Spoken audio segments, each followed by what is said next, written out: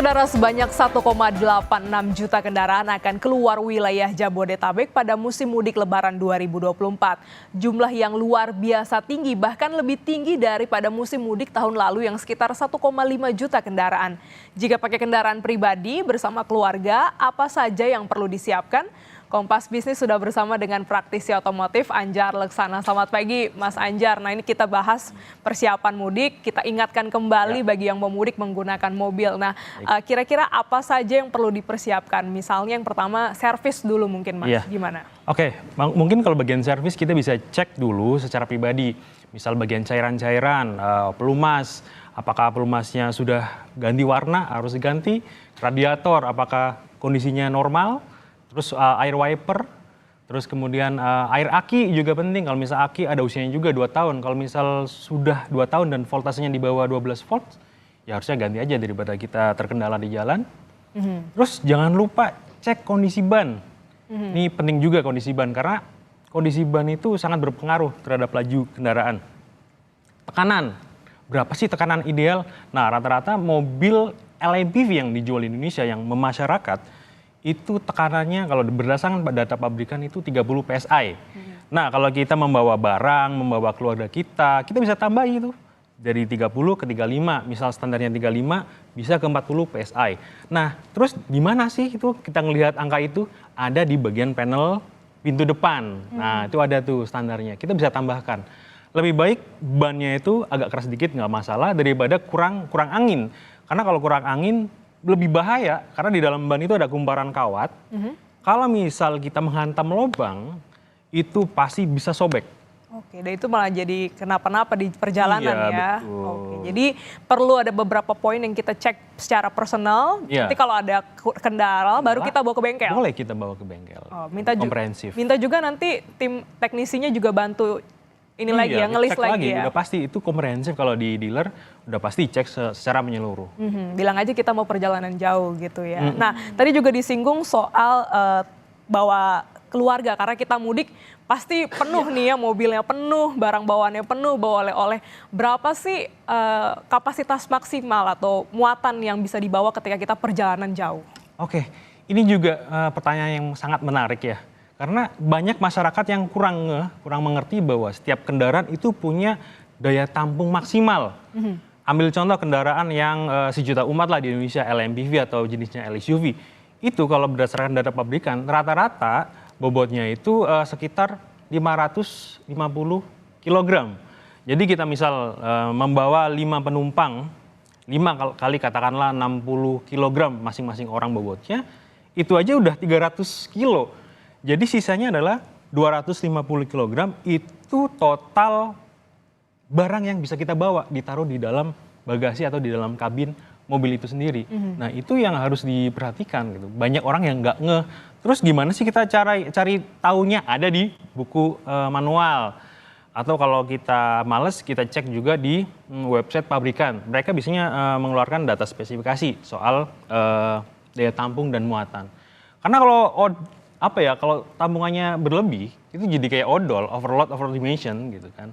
Malah jadi mobilnya nggak stabil, jarak pengeremannya makin jauh, makin kita jadi susah mengendalikan mobil ketika kita mudik. Nah, gimana kalau itu ada kebiasaan keluarga yang mungkin selama seatnya masih muat, ya udah masuk aja gitu. Nah, ini aman nggak sih Mas?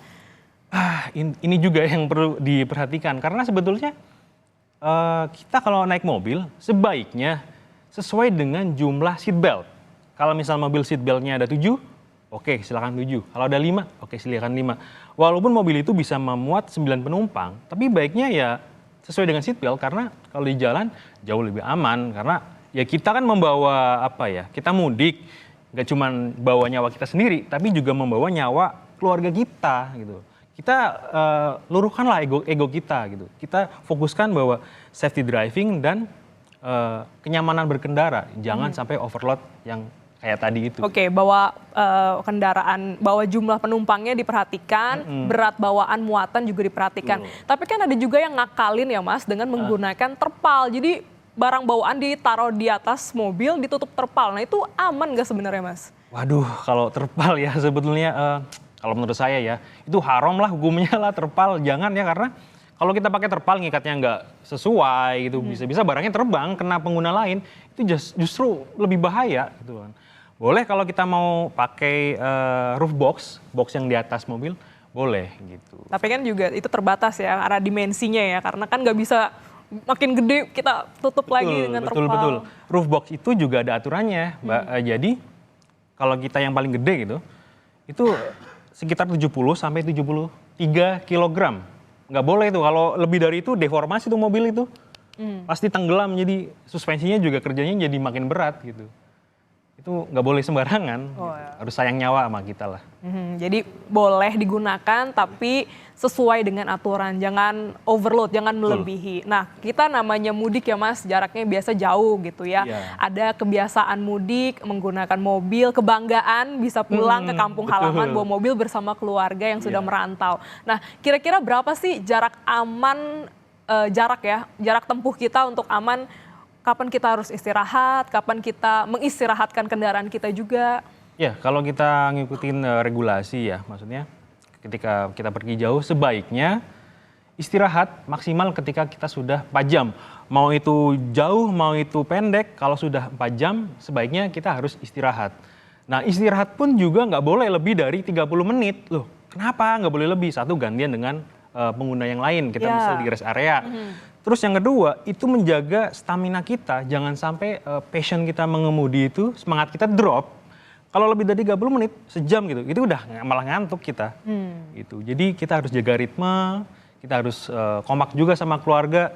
Ketika kita mudik, oke kita mudik ya, jam sekian-sekian, berarti kita harus tahu segala resikonya. Jangan sampai berantem tuh di dalam mobil.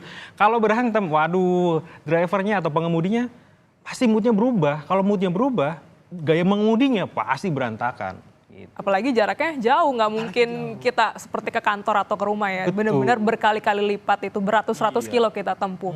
Nah, namanya mudik Mas, kan selalu ada opsi gini. Mudiknya di perjalanannya dimulai di malam hari atau di pagi hari, apalagi di bulan puasa nih namanya mudik, tantangannya puasa, panas, enaknya tuh malam mungkin. Nggak, ini ada rekomendasi waktu yang tepat? Jadi kalau mau mudik malam, pagi, atau siang itu nggak masalah. Sama boleh-boleh aja, sah-sah aja, tidak ada larangannya. Yang penting catatannya adalah satu, kita mampu nggak kalau malam hari, ada tipikal pengemudi yang suka malam hari karena nggak panas. Tapi resikonya adalah visibilitas minim, nggak ada matahari, kadang penerangan juga kurang. Terus ada silau dari cahaya depan atau belakang. Nah, terus kalau pagi, ada juga pengemudi yang suka pagi atau siang karena badan masih bugar kan. Ya. Nah, ada tipikal yang seperti itu. Tapi banyak juga yang berpikir bahwa habis subuh, habis sahur, kita jalan aja mudik gitu. Banyak orang berpikiran gitu, akhirnya apa? Macet di jalan. Itu lagi-lagi manajemen resiko bersama keluarga. Kita kasih tahu ke keluarga, kita harus kompak bahwa oke, kita mudik siang, kita mudik pagi, berarti resikonya adalah macet gitu. Kita harus terima itu gitu. Kita harus nikmati. Mudik itu kan bagian dari kayak seni kehidupan kan. Kita setiap tahun mudik. Jadi harus kompak satu sama lain di dalam itu.